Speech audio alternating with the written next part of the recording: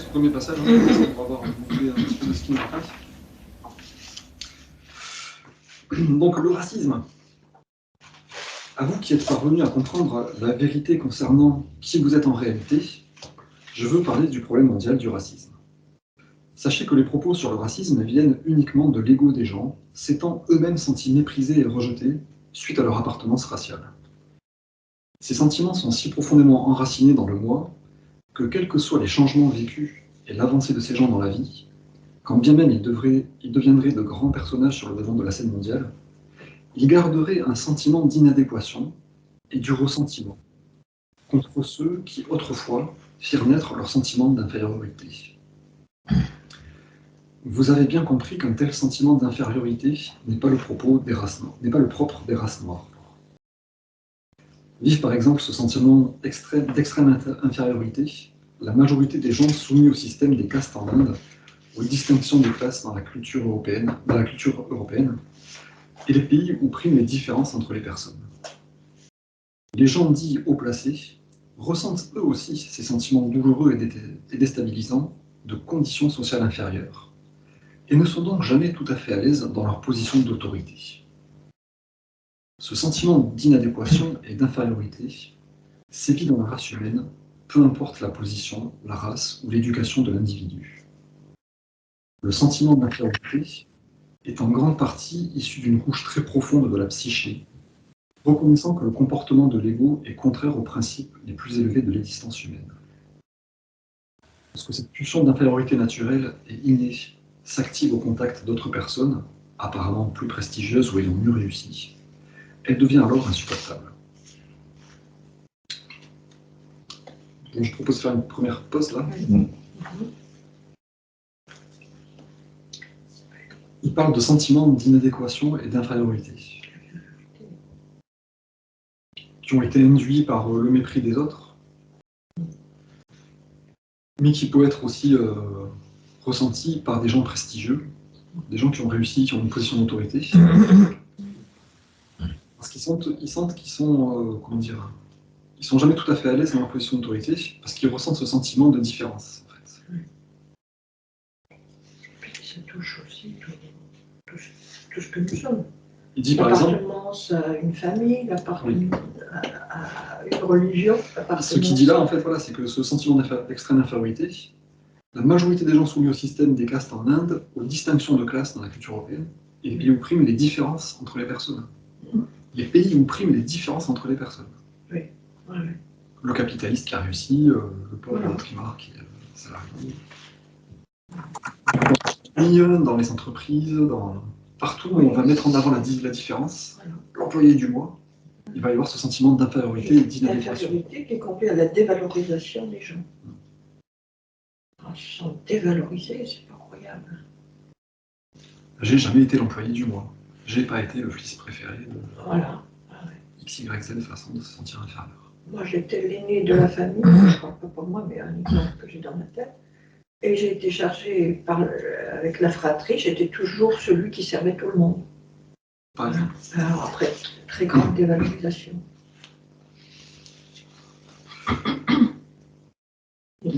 Pour moi, il y a vraiment une phrase clé qui dit « Ce sentiment d'inadéquation et d'infériorité sévit dans la race humaine, peu importe la position, la race ou l'éducation de l'individu. » Oui. Donc c'est à ça qu'on voit que c'est pas du racisme, ou du je sais pas quoi, ou j'en sais rien, de l'homophobie, ou du je sais pas quoi, tous les clivages de l'islamophobie, ou tous les clivages qu'on fait en ce moment. C'est qu'on se sent inadéquate, ou on sent l'autre inadéquate et inférieure. Non, en fait, on voit bien, dès que quelqu'un, par exemple, même à un échelon assez bas, a un peu d'autorité, s'il a ce problème-là, il se sent plus, quoi. Et il en abuse, que ce soit en bas ou en haut, tous les échelons. En sociologie aussi, il y a le concept de narcissisme des petites différences, qui explique pourquoi dans toutes les régions paumées, le petit village A déteste, est en bisbille avec le petit village B juste à côté, qui ressemble comme deux gouttes d'eau, mais eux, ils ne mangent pas le saucisson de la même façon, donc c'est... Le narcissisme des petites différences, c'est ce truc-là, c'est juger l'autre inadéquate et inférieure pour se pousser. Moi, dans ma vie, j'ai vraiment vécu ce sentiment d'infériorité. Je pense qu'il m'a été transmis par ma mère et ça m'a poursuivi longtemps. Ce sentiment de ne pas d'avoir honte de vivre. C'est comme ça, et donc j'ai évidemment tout ça, si j'en parle, c'est que c'est fini, mais j'ai compris, pour moi, c'est que je n'étais pas reliée à Dieu. C'est comme ça que je le ressens, même si on était très catho et tout ça, mais voilà, je pense que je n'étais pas, je ne savais pas que je pouvais, voilà, j'étais dans l'ignorance. Mais je ne peux pas accuser quiconque, je pense que je me le suis inculqué, ce sentiment d'infériorité. Je le sens comme ça. Ok. Mais on a tous vécu des situations où on a senti ça, quoi. La répression, à l'école, au travail. Alors, il semblerait que tout ça, ça vienne en fait d'une vie antérieure. On en parle après, on va en parler après, mais il parle beaucoup de réincarnation. Hein, il parle dans ce chapitre. Mais pour l'instant, il n'en a pas parlé, quoi. Non, mais... Pour l'instant, il dit, en fait, voilà, ça vient vraiment de l'ego. Des gens qui se sont sentis méprisés ou accusés. C'est pas forcément des vies antérieures, mais c'est ce mécanisme de défense de l'ego. Oui, là, on est dans le cadre des gens qui ont subi le racisme. Non. Si, qui ont subi l'éducation. Ça, enfin le racisme ou l'équivalent, enfin, qui ont été considérés comme inférieurs par d'autres et qui se sentent culpabilisés, etc. Est-ce qu'on peut dire que c'est le fruit de l'éducation judéo-chrétienne? Ça peut être le fruit de n'importe quoi. Tant qu'on valorise les différences, en gros, ça peut être le fruit de plein de trucs. Il n'y a pas une seule source de ce sentiment d'infériorité. Oui, parce qu'en Inde, il y a les castes. Tout ce qu'il a énuméré. Oui, c'est juste partout. Plein de trucs peuvent réveiller l'ego, en fait. Est-ce que ça n'est pas tout simplement partie de l'évolution de chacun, quoi? C'est-à-dire à un moment donné, dans l'éducation ou dans la vie de tout un chacun, on rencontre ce problème d'infériorité et d'ego. Ouais, c'est transversal, c'est universel, il me semble. Dans notre troisième dimension dégénérée, oui. C'est pour ça que la magnifique phrase « un enfant élevé spirituellement », ça, moi, ça a été une découverte. Le passage, là, je marque là quelque part, un enfant élevé spirituellement reconnaît chez les autres, ça c'est le nirvana, quoi. Je vous relis juste, et on va continuer, mais je vous relis le dernier paragraphe, parce que je trouve que c'est vraiment, il décrit le mécanisme du truc, quoi. Le sentiment d'infériorité est en grande partie issu d'une couche très profonde de la psyché, reconnaissant que le comportement de l'ego est contraire aux principes les plus élevés de l'existence humaine. C'est-à-dire tous les problèmes, tout le mal viendrait de l'ego, en fait, c'est ça. Oui, mais là, il te parle du sentiment d'infériorité. L'origine, pourquoi on a ressenti du sentiment d'infériorité, une couche profonde. C'est qu'il y a un conflit, en gros, entre la psyché et le comportement. Qui, d'un côté, voit le comportement de l'ego, et qui voit que c'est contraire aux principes les plus élevés de l'existence humaine.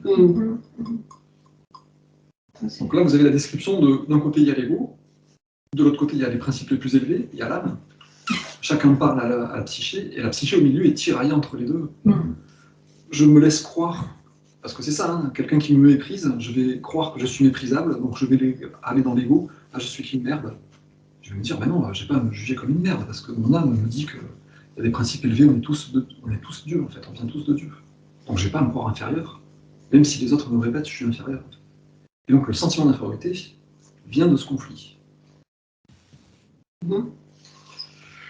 C'est pour ça qu'on peut s'en sortir, même dans un environnement méprisant, à partir quand il va raconter ce qu'il va raconter ensuite. D'où l'intérêt de nourrir et d'alimenter sa part divine. Exactement. Ce que disait un peu Elisabeth, on se sent inférieur jusqu'à ce qu'on se reconnecte à Dieu, en gros. Parce que là, on sent qu'il n'y a plus... j'ai plus à être un enfant parfait, avoir une maison parfaite, propre, j'ai plus à avoir un boulot où je gagne X, Y, Z. Sinon, pour se sentir jamais inférieur, il faudrait répondre à tous les critères sociaux infinis, donc on ne se sentirait jamais. Quand on se reconnecte à Dieu, on sent que voilà ce qu'il va dire. L'unique moyen de surmonter des sentiments raciaux douloureux de rejet, même chez les gens ayant réussi dans la vie, est de prendre clairement conscience que tous les bouleversements ethniques, les migrations, les arrivées d'étrangers et d'immigrés à la culture, à l'éducation et au langage différents, l'acceptation des modes de vie et traditions du pays d'accueil par ces populations, tout cela a permis que les diverses races occupent aujourd'hui des postes à responsabilité ou reçoivent pour certains une reconnaissance mondiale. Pour véritablement guérir sur le sujet et provoquer un nouvel afflux de vie, méditez, réfléchissez, pensez, interrogez la lumière divine, jusqu'à pouvoir dire en toute sincérité « Seigneur, je suis profondément content et heureux que toutes ces choses terribles aient eu lieu. Grâce à elles, je suis là où je suis aujourd'hui. Grâce à elles, il m'est donné l'occasion de faire l'expérience des limites de mon endurance, de mon intellect, de mes émotions et de mes talents. Je peux mesurer mon propre accomplissement à celui d'autres races, et peut-être apprendre à m'élever encore davantage au vu d'où je suis parti. Je te remercie de me donner la force, l'inspiration de démontrer à travers moi l'égalité fondamentale de tous les hommes. J'adresse des pensées de gratitude et d'amour à tous ceux qui ont posé, il y a tant et tant d'années, les bases de mes acquis présents. » C'est fort ça, hein? Oui. C'est beau, c'est très beau. Ouf. C'est une merveille. Ouais, c'est magnifique. Ouais. Je suis content d'avoir vécu tout ça. Oui, mais c'est vrai que souvent, avec du recul, après, on se rend compte qu'on a terriblement Et grandi. grâce à ça, ouf, je suis là où j'en suis aujourd'hui. Ouais. Et c'est tout à fait Oui, à vrai. condition d'avoir surmonté tout ça. Oui. Parce que ceux qui ne surmontent pas, ils ne vont pas se dire ça. Ben, c'est avec Dieu. Hein, Bah Oui, oui. mais en même temps, ça te permet de te construire ton échelle de valeur et toi de te situer, de te dire et qu'est-ce que j'ai bénéficié, de quoi j'ai bénéficié, qu'est-ce que j'ai pris, qu'est-ce que j'ai raté. C'est intéressant. Oui, évidemment, évidemment. Je ne sais pas si vous vous rappelez, une fois on avait lu un passage où il parlait des épreuves qui nous permettaient de croître. Et qu'une personne trop centrée sur son ego verrait tout ça comme toujours plus d'épreuves douloureuses, au lieu de le percevoir comme des occasions de croissance. C'est rigolo parce que. Il me semble que c'est là le lien en fait. Ouais. Percevoir les choses affreuses, comme il dit, les choses terribles, comme des occasions de croissance. Ouais. Le mépris de mes parents m'a permis de développer ma confiance en moi. Par exemple. Exactement. Ça m'a permis de surmonter ce truc-là et de laisser plus d'influence à mon âme et de faire taire mon ego en fait. Et d'avoir la foi, d'avoir confiance, d'oser. Tout est occasion de croissance. Il n'y a qu'une chose, c'est marrant parce que je te le disais, quand on reste dans ces zones de confort, qu'on ne veut pas changer, eh ben on ne peut pas grandir. Quoi. Et après, quand il y a des choses difficiles, on a beaucoup plus de mal effectivement à les régler parce que si on n'a pas l'habitude de sortir un peu des zones de confort, dès qu'il y a un petit truc, ben voilà, ça prend des sommes. Ouais. Voilà. Et c'est vrai que petit à petit, on grandit. Ah, moi, je voudrais revenir. Pardon, tu as fini? Oui, oui. Je voudrais revenir sur la phrase là qui dit il m'est donné l'occasion de faire l'expérience des limites de mon endurance, de mon intellect. En fait, c'est que l'être humain, il est tellement capable d'endurer la misère, on va dire entre guillemets. C'est ça, en fait, c'est ça que ça veut dire, les limites de mon endurance. À un moment donné, stop, quoi. C'est ça que ça veut dire? Quelles sont ses limites, hein, jusqu'où ça Les va? limites de mon endurance, c'est les limites de mes capacités à subir. À subir, voilà. Ouais. Pas forcément, mais en tout cas, les moments terribles, c'est ça, en fait. Ah, oui. Les moments terribles, c'est quand j'expérimente mes limites, quoi. Je supporte plus les gens, j'ai plus la patience de leur dire ce qu'il faut, j'ai plus mes émotions, je les contrôle plus. Ah, oui. Savoir les reconnaître et faire le pour et le contre. Toucher du doigt, ah ben, j'ai besoin de me développer encore. Et donc cette situation va me permettre de repousser mes limites. Ouais, c'est un peu la. Je sais pas si c'est ça qu'il veut dire, mais peut-être il veut dire aussi quand tu atteins les limites de l'ego, où les solutions elles sont plus au niveau de l'ego, tu te mets à chercher dans le monde spirituel, que l'ego est très limité, puis à un moment tu comprends que ça résout pas les choses. Ou d'aller et de te tourner vers Dieu. Ah. Et puis aussi quand l'égocentrisme des autres il nous provoque de la souffrance, tu comprends aussi si tu montes en spiritualité que c'est une expérience que toi-même, avec ton ego, il ne faut pas produire ce que tu as reçu, quoi, qui t'a fait souffrir. Donc, on apprend par l'expérience des égos des uns des autres.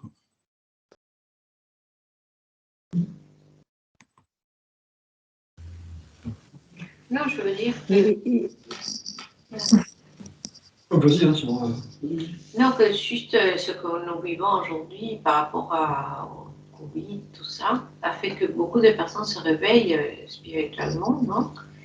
Et c'est à nous, dans les états dans le présent et le futur, d'accepter que tout ce que nous vivons, c'est pour le mieux. Ça peut changer les choses, non? Il faut qu'on résiste, qu'on médite, qu'on demande de la lumière pour un peu ce qu'il dit, non? L'oration. Voilà. Pour accepter. De même. Oui. Vas-y, finis ici. Non, que maintenant les différences se creusent. C'est pas proprement le racisme, mais il y a un sentiment de tout le monde, tout le monde. Il y a deux mondes et ça devient, voilà. Donc notre travail, c'est d'accepter, de remercier Dieu. C'est ça. Parce que, voilà, je pense, c'est d'accepter qu'on fait partie d'un bande. Je ne sais pas. Et croire que c'est une chance de croissance. Exactement. Exactement, c'est ça. Avec nécessaire pour nous obliger à aller plus loin. Mais moi, Augmenter notre confiance. C'est juste ce qu'il dit aussi quand il parle qu'il va y avoir une division de plus en plus nette entre les enfants qui choisissent la lumière et les enfants qui préfèrent les chemins obscurs de l'ego. On va avoir besoin de plus en plus de s'appuyer sur Dieu pour... Exactement. La façon d'assainir, c'est méditer, demander de la lumière, de la patience, hein? La force. Et remercier que ça arrive parce que ça va provoquer quelque chose. Non? C'est en train de provoquer pas mal de choses. Oui. Et la lumière, un jour, va sortir. C'est ça. On a l'espoir. Il y en a d'ailleurs qui commencent à sentir le vent tourner et qui commencent à tourner l'empeste. Je vous relis juste, c'est à la fin du passage du message d'octobre 2007. Âme bien-aimée, il est connu qu'en cette époque s'établira une division nette et sans équivoque entre les enfants qui choisissent la lumière et les enfants qui préfèrent les chemins de traverse et l'obscurité de l'ego terrestre. Pour que la lumière éclaire le monde, tous doivent devenir les enfants du divin. Tous doivent devenir les enfants du divin, c'est pardonner les autres et les aider à être dans la lumière.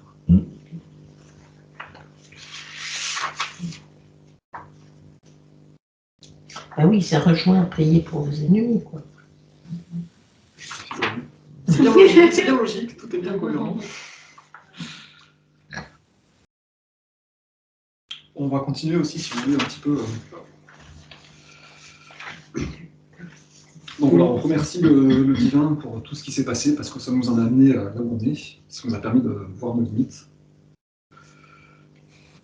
Vous pouvez aussi réfléchir au fait qu'il est inévitable, selon les lois de l'existence, que les gens impliqués dans la traite des esclaves ou autres tragédies passées, ou responsables de la douleur, de la torture d'autres êtres humains, reviennent dans une nouvelle incarnation au sein de races piétinées, et souffrent terriblement. S'ils sont nés de couleur noire, ils ont très certainement exigé bruyamment l'égalité et le traitement humain des Noirs. Certains pourraient même avoir été votre grand-père ou votre père dans une vie antérieure, et vous pourriez vous demander pourquoi la vie traite si mal ces pauvres âmes. Ou alors les Blancs qui menottaient les Noirs et les mettaient au cachot pourraient aujourd'hui créer un nouveau bouleversement ailleurs, réincarné dans la classe sociale des races qui se rebellent et vitupèrent contre le passé. Il pourrait bien s'agir d'un passé qu'ils avaient eux-mêmes contribué à créer. On récolte ce qu'on a semé. C'est un fait que les gens se réincarnent dans diverses couches de la société, diverses races, afin que l'âme apprenne quelques leçons utiles au cours de son odyssée vers la conscience christique. Voilà, les choses terribles, les remercier, c'est prendre conscience de ça, les leçons utiles. On apprend des leçons utiles. Souvenez-vous du principe fondamental de l'existence, vous créez vous-même vos lendemains. De plus, vous provoquez la manifestation de tout ce dont vous avez besoin pour votre élévation, du moment que vous faites des efforts pour cela. Que vous en soyez conscient ou non, en tentant d'améliorer vos conditions de vie, vous accédez spontanément à des niveaux supérieurs de conscience spirituelle. Comme je vous l'ai déjà dit, la volonté divine est de libérer la création de toute tension. Par suite, les leçons nécessaires pour que vous accédiez à la conscience divine se manifesteront dans votre vie. Petite pause aussi ici. Ben là, c'est évident que si on regarde la situation, c'est parce que le gouvernement veut. Il ne donne pas comment il dit, libérer la création de toute tension. Au contraire, actuellement, on rajoute des couches et des couches et des couches et des couches. Donc, c'est pas la bonne chose, c'est clair. Donc le gouvernement ne fait pas la volonté divine. Non, ça en tout cas. Ça paraît évident. Voilà, pour creuser un fossé entre nous. Donc là, ce qui dit dans ce passage, c'est que notre âme est en évolution vers la conscience christique. Notre demande et notre besoin sincère d'évolution fait que la conscience divine veut nous relâcher de nos tensions et donc manifeste pour nous des épreuves dans notre vie. Nous manifestons nous-mêmes nos épreuves dans notre vie afin de croître spirituellement. Donc c'est ça qui est vraiment dur à comprendre au niveau humain. Oui, nous créons notre vie. Notre vie. Alors, ça peut venir directement de ce qu'on a fait dans les années précédentes ou éventuellement d'une vie antérieure. Oui, alors c'est ça que je voulais dire. Moi, je trouve ça très intéressant, ce passage, parce qu'en fait, il m'aide énormément à avoir de la tolérance par rapport à ceux qui nous gouvernent en ce moment, on va dire entre parenthèses, mais par rapport à d'autres gens qui font des choses tellement horribles, je me dis, mais je ne sais pas ce que j'ai fait dans mes vies avant. Je ne sais pas qui je suis pour... voilà. Et je trouve ça, c'est très aidant. Pour moi, c'est très aidant parce que ça stoppe tout net. Et juste penser à la lumière et transformer là dans ce que je suis, dans ce que je sais au jour d'aujourd'hui et pardonner, voilà, enfin il le dit après.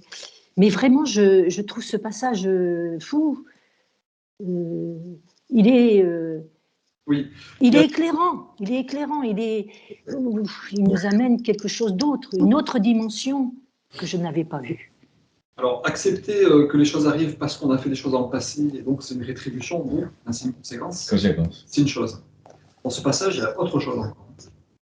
Dans ce passage, il y a vous provoquez la manifestation de tout ce dont vous avez besoin pour votre élévation. Donc ça, c'est autre chose. C'est pas mon karma me revient. Oui. Je demande à évoluer spirituellement. Du coup, il y a des choses qui vont se manifester pour moi. Pour évoluer dans l'avenir. Ça va avoir une tronche au départ de choses terribles. Et si je comprends que c'est une épreuve pour me faire évoluer, que moi-même j'ai créé, je ne peux plus le prendre mal. J'ai commandé un truc, je le reçois, ben, je joue avec. Oui, il y a les deux facettes. Voilà, ça c'est encore autre chose. Complète, en fait. C'est pas je récupère du karma, c'est je me suis créé des épreuves pour progresser. Oui. Oui, effectivement, il y a cette partie-là aussi.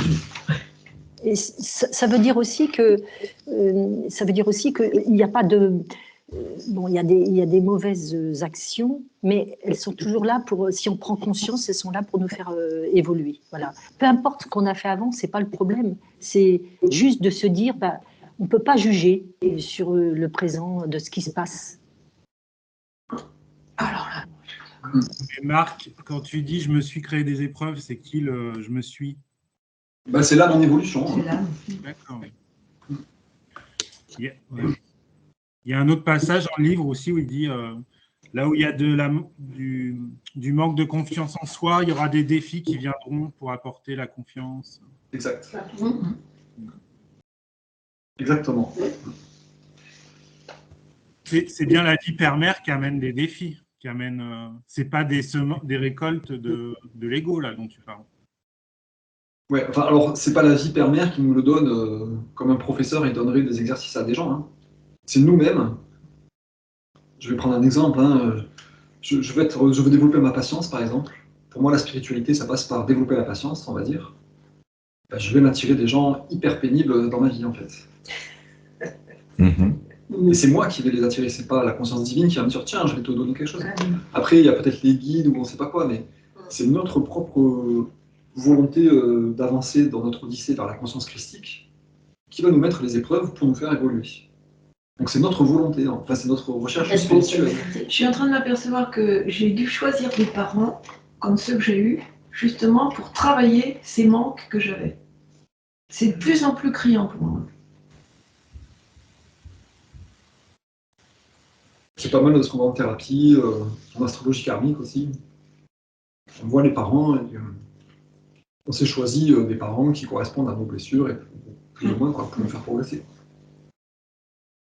Mais il dit aussi, ce qui est intéressant, c'est que vous accédez spontanément à des niveaux supérieurs de conscience spirituelle en tentant d'améliorer vos conditions. Ça veut dire qu'il ne s'agit pas évidemment de rester l'épine dans le même sabot, mais il faut nos conditions de vie. Donc c'est concret ça.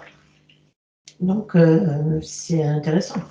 C'est pour ça qu'avoir la vision de se dire bon ben c'est du karma, qu'est-ce que j'ai fait avant qui a provoqué ça? Je serre les dents en attendant que ça passe. C'est pas une attitude constructive. Ben non. Il faut se dire bon ben j'ai ça, comment je peux développer l'amour en moi pour que ça soit pas terrible. C'est pas juste serrer les dents. Pour en sortir, quoi. Parce qu'il y a une notion de réparation. Il faut réparer quand on en prend conscience, non du tout. Ça, c'est toujours du karma, entre guillemets. Ah ouais. Quand il te dit, voilà, il pourrait s'agir d'un passé qu'ils avaient eux-mêmes contribué à créer. Ils réparent, mais ils apprennent que il ne faut pas être raciste, en gros. Il ne faut pas être dominateur. Mais oui, on répare non pas pour se faire pardonner quoi que ce soit, mais pour aller de l'avant et vivre mieux, quoi. Et pour apprendre qu'il ne faut pas que je le fasse, quoi. Et voilà. Moi, je ne comprends pas parce que quand il parle de la réincarnation, il dit que même des gens qui ont fait du mal, ils peuvent se réincarner, ils continuent à faire du mal. Non, je crois que... Et une évolution très lente, peut-être très lente. Oui. Je pense, parce que l'évolution, elle n'est pas forcément rapide. Et puis, enfin, je pense que tout le monde, il y en a qui peuvent évoluer à toute vitesse, même dans la même vie, qui peuvent être les pires salauds une année, et puis 5 ans après, être des gens merveilleux, parce qu'ils ont évolué à toute vitesse, et puis d'autres il va leur falloir 10 vies pour arriver au même résultat, quoi. Je sais pas, je pense que...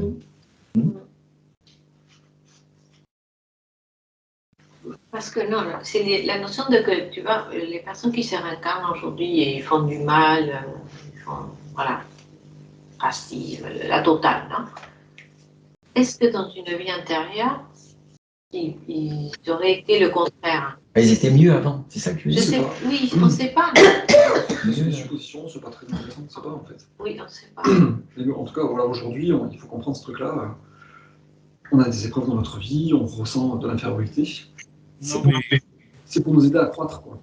Je peux juste ajouter un truc, s'il te plaît, pour répondre à... Je me souviens plus de ton prénom, Mariana. À un moment, moi, ce que je comprends, c'est qu'aujourd'hui, les conditions sur Terre, elles sont tellement catastrophiques que si tu t'incarnais avant, tu pouvais faire le mal dans ta tribu, dans ta famille, dans ton petit... Mais aujourd'hui, la technique a tellement progressé que tu peux devenir un Bill Gates ou un... Enfin, je ne veux pas citer de nom, mais voilà, on ne va pas juger. Et tu peux devenir un... Et ça prend des proportions beaucoup plus graves. Parce que l'ego, il peut être beaucoup plus destructeur aujourd'hui, parce que les conditions sur Terre, elles sont très dangereuses, quoi. C'est la technique et la science aussi en conscience. Aussi. Je voulais, on va juste finir ce passage, hein, donc comment faire Comme je vous l'ai dit, la volonté divine est de libérer la création de toute tension. Par suite, les leçons nécessaires pour que vous accédiez à la conscience divine se manifesteront dans votre vie. Pardonnez donc, car vous ignorez tout du voyage de votre âme à travers de nombreux siècles d'existence terrestre. Vous ne savez rien de ce que vous-même avez fait dans des vies antérieures. Pardonnez le présent, pardonnez le passé, et acceptez que beaucoup de bien en est découlé. Apprenez à bénir, à aimer ceux par lesquels vous croyez avoir été blessés, vous ou vos ancêtres. Et vous, qui appartenez actuellement à une ethnie forte de ses privilèges, respectez les autres races et leurs problèmes, et songez que vous pourriez, vous aussi, dans une vie future, habiter un corps de défavorisés, et expérimenter dans toute sa puissance ce que ressent un citoyen de deuxième classe. Réfléchissez aussi à vos vies antérieures. Méditez sur ce que vous pouvez avoir fait ou non à cause de votre situation présente. Telle est la vérité au sujet du racisme. Chacune des créatures vivant sous le soleil provient de la conscience divine d'une manière ou d'une autre. Aux racines les plus profondes et intimes de votre être, vous êtes tous unis dans l'unité. Dans l'unité. C'est le moment. Ouais, j'avais comment tous unis dans l'unité.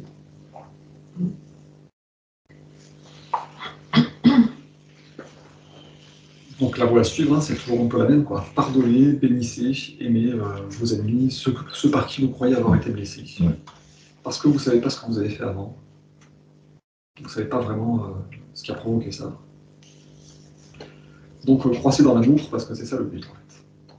Oui, mais quand on t'en remet une couche et qu'on essaie de te persuader que toi, tu n'es pas dans la bonne, dans la bonne cause, dans la bonne situation, moi, ça commence à me chauffer les oreilles. Oui, mais il n'y a pas de oui mais, madame. Il faut arriver à bénir le mec qui te traite de tous les noms. En disant, bon, Et- Justement, moi, je le reçois autrement, c'est-à-dire que ces personnes qui nous gouvernent, on va dire, elles sont dans l'ignorance et je ne peux pas redescendre dans leur mental, enfin dans leur dans cette vie terrestre. Je suis obligée de m'élever. C'est-à-dire que c'est ma décision à moi. Je ne veux pas vivre cela, mais je le vis parce que je suis sur Terre, mais je suis plus de ce monde. Je me dis, je sais pas comment l'expliquer, mais c'est tellement impensable que non, on ne peut pas accepter. C'est sûr que ces gens-là, peu importe, ça ne m'appartient pas, ils doivent vivre ça, voilà, mais ils ne m'atteindront pas. Je ne sais pas comment dire, je le ressens comme ça, je m'élève au-dessus. Et puis Annie, jamais oublier que le berger, il protège le mouton jusqu'au bout, il l'abandonne jamais. Donc, n'aie pas peur des autres qui... Non, et je te remercie de ton témoignage, j'entends bien, mais par contre, je ne parle pas des gouvernants, je parle de gens que j'aime, que j'aimais, avec qui je me sentais en phase, qui me font des leçons. Et moi, je suis plus là-dedans. Je suis déjà, enfin, c'est peut-être, je manque d'humilité, mais je me sens déjà dans un nouveau monde. Et dans le nouveau monde, il faut être dans l'unité, tu vois. Et on me fait des leçons comme quoi. Et de ce fait, je sens que je suis en train de m'isoler. Mais c'est des aveugles égoïques provisoires. Je peux rien dire d'autre. Mais on en a tous plein dans nos... C'est tellement dur à vivre, tellement. ouais. Non, c'est vrai que c'est dur. Oui, c'est dur. C'est un peu... Ça me fait penser au fait de vivre sur deux plans d'existence. Exactement. C'est ça. Je suis Un pied sur l'un. Non, mais je veux dire, il y a c'est déséquilibrant. Il y a la dimension terrestre de l'ego où on se dispute. Il y a la dimension de l'âme où on perçoit tout ce truc-là, en fait. On est tous en chemin vers la conscience divine. Voilà. Le deuxième plan d'existence, c'est ce truc-là, en fait. Je vis avec Dieu, et comme tu disais un peu, Elisabeth, j'ai plus aucun rapport avec le monde physique, en fait. Donc il faut arriver à vivre un peu plus sur ce plan-là pour supporter le monde physique, en gros. Une solution, donc, se tourner de plus en plus vers Dieu. Je m'aperçois que quand je fais mes courses, c'est le monde actuel. Et puis dans l'après-midi, il fait beau, je vais marcher, je suis en immersion dans la nature. J'ai même, pour court-circuiter mes pensées qui sont improductives, comme un mantra, je récite Viper-Mère, et là, je suis bien. Super. Et je crains de retourner vers les autres parce que c'est une pollution pour moi. Et ouais, mais c'est là qu'on on touche nos limites, justement, comme il disait. Et donc, il faut activement, là, être en contact avec Dieu. Surtout les plus proches. Ouais, c'est ça. Et vivre sur un autre plan les choses, en fait. Ne pas le vivre au niveau humain, où voilà, on se sent inférieur ou inadéquat, ça, comme il disait au départ. Quoi. Parce que rappelez-vous de ce truc-là, du début, hein, donc on a vu la fin. On est tous unis à la racine de notre être et on est tous unis dans l'unité. Donc ce sentiment d'infériorité qu'on ressent, que la psyché ressent quand elle voit que c'est contraire de se sentir inférieur, c'est contraire aux principes les plus élevés de l'existence, il faut rester dans les principes les plus élevés de l'existence et ne pas croire aux reproches et Le truc infondé, en gros. Les reproches fondés, c'est cool, mais les critiques ou les trucs complètement bas qui servent à rien, il faut juste pas rentrer là-dedans. Se dire c'est anormal de dire ça, c'est anormal de se sentir inférieur parce que quelqu'un a dit ça, donc je vais refuser ce truc-là. Et moi, je fais cette démarche-là, je me dis peut-être que ce que l'on est en train de vivre au jour d'aujourd'hui, ben, je remercie, parce que ça m'oblige à m'élever. Je remercie quelque part, j'accepte, j'accueille. C'est pas facile, parce que des fois on retombe. Mais je remercie, voilà, c'est cette situation-là qui m'oblige. Moi, ça me fait du bien d'entendre ce que vous dites, parce que en fait, c'est vrai que je vis ça, un pied sur terre, un pied dans le ciel. C'est ce qu'a vécu le Christ, en fait. Hein.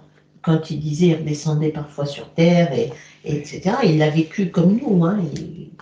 Nous, on le vit comme lui, plutôt.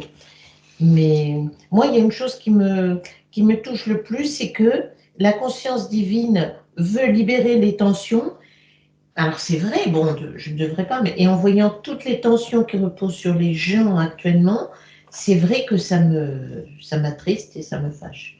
Parce que je sais qu'on n'est pas sur le bon chemin. Mais bon, c'est vrai qu'effectivement, à ce moment-là, mettre la lumière de Dieu dans toutes ces situations, mais...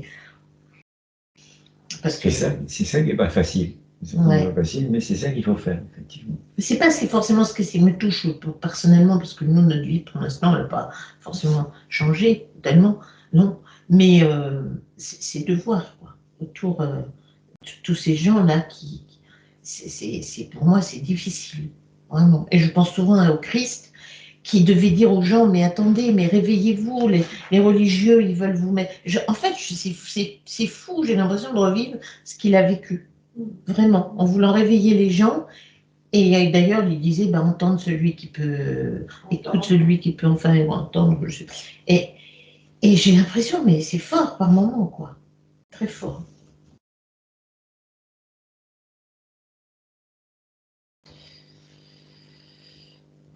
Moi, je pense que c'est dans notre attitude, dans nos pensées, dans nos paroles. Rien dire, parce que je suis entourée de gens qui sont pour, eh bien, ne faire vivre que l'amour.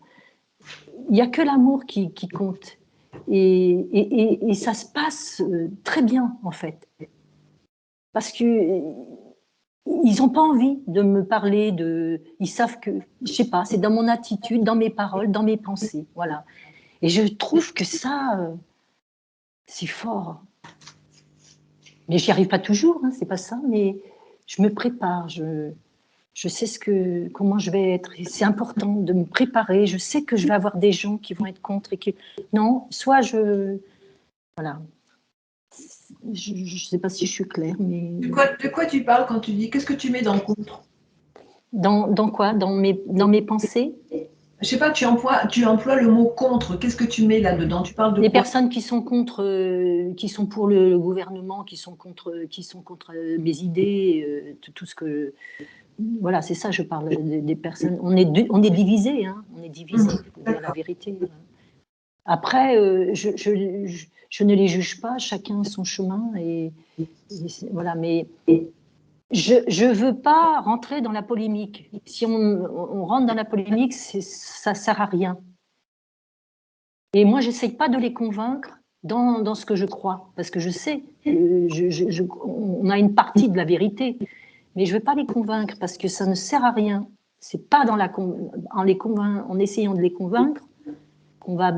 Au contraire, on risque de remettre de la polémique. Mais est-ce que entre convaincre et informer, parce qu'il y a beaucoup de gens qui ne sont pas informés vu que les médias ne font pas leur boulot, donc ils ne savent pas. Alors, est-ce que il ne s'agit pas de convaincre, parce que ça chacun est libre, mais juste d'informer. Est-ce que c'est pas notre rôle?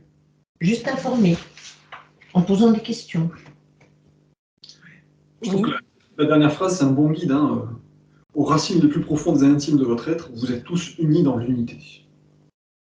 C'est-à-dire, aime ton prochain comme toi-même, fais aux autres ce qu'on aimerait qu'on te fasse. Oui, mais le Christ, lui, quand il a été précipité sur la montagne, il n'est pas resté. Hein.